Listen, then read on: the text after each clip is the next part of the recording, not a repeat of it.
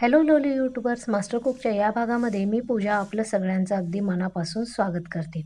तर आजची जी रेसिपी आहे ती आपल्या सगळ्यांसाठी अगदी हेल्दी तर राहणारच आहे, शिवाय टेस्टमध्ये सुद्धा कुठल्याही पद्धतीचं कॉम्प्रोमाइज आपण केलेलं नाही आहे.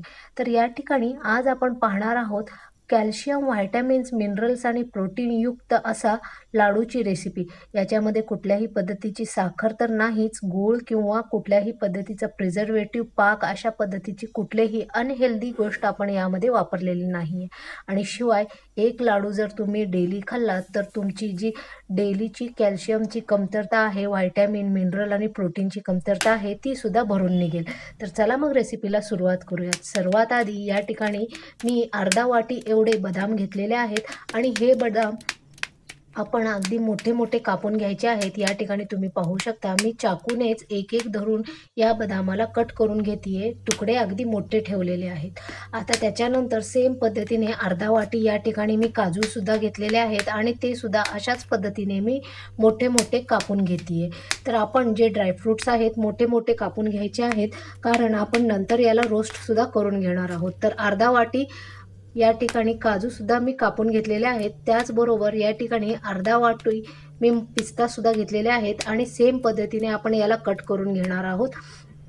हे जे ड्रायफ्रूट्स आहेत आपण अगदी मोठे मोठे कापून घेतलेले आहेत, जेणेकरून ज्यावेळेस आपण याला रोस्ट करू याचा टेस्ट जो आहे अगदी खमंग असा, आपण लाडू ज्यावेळेस खाऊ त्यावेळेस याचा खमंग असा टेस्ट आपल्याला लागेल. आता हे सर्व जिन्नस आपण जे आहे कढईमध्ये घालून घेणार आहोत. तर या ठिकाणी मी जे ड्रायफ्रूट्स कट करून घेतले होते ते सर्व घेतलेले आहेत. त्याचबरोबर या ठिकाणी अर्धा वाटी मी भोपळ्याचे बी घेतलेले आहेत, अर्धा वाटी या ठिकाणी टरबुजाचे बी घेतलेले आहेत आणि त्याचबरोबर अर्धा वाटी या ठिकाणी सूर्यफुलाचे बी सुद्धा घेतलेले आहेत. याच्याबरोबर तुम्हाला जर आणखीन कुठले ड्रायफ्रूट्स हवे असतील तर ते सुद्धा तुम्ही याच्यामध्ये ॲड करू शकता.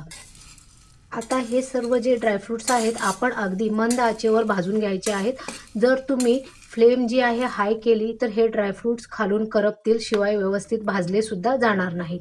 तर जोपर्यंत ड्रायफ्रूट्स भाजले जात आहेत तर तोपर्यंत आपण खजुरातल्या बिया काढून घेणार आहोत. तर एक वाटी ओले खजूर घेतलेले आहेत आणि त्यामधल्या सर्व बिया मी या ठिकाणी काढून घेतलेल्या आहेत. त्याचबरोबर अर्धा वाटी या ठिकाणी सुके अंजीर घेतलेले आहेत आणि एकच वाटी या ठिकाणी आपला नॉर्मलवाले जे खजूर असतात ते घेतलेले आहेत. तर यातल्या सुद्धा आपण सर्व बिया काढून घ्यायच्या आहेत, नाहीतर मिक्सरच्या भांड्यामध्ये ज्यावेळेस आपण हे खजूर घालू त्यावेळेस मिक्सरचं भांडं जे आहे बिया असल्यास खराब होण्याची शक्यता असते.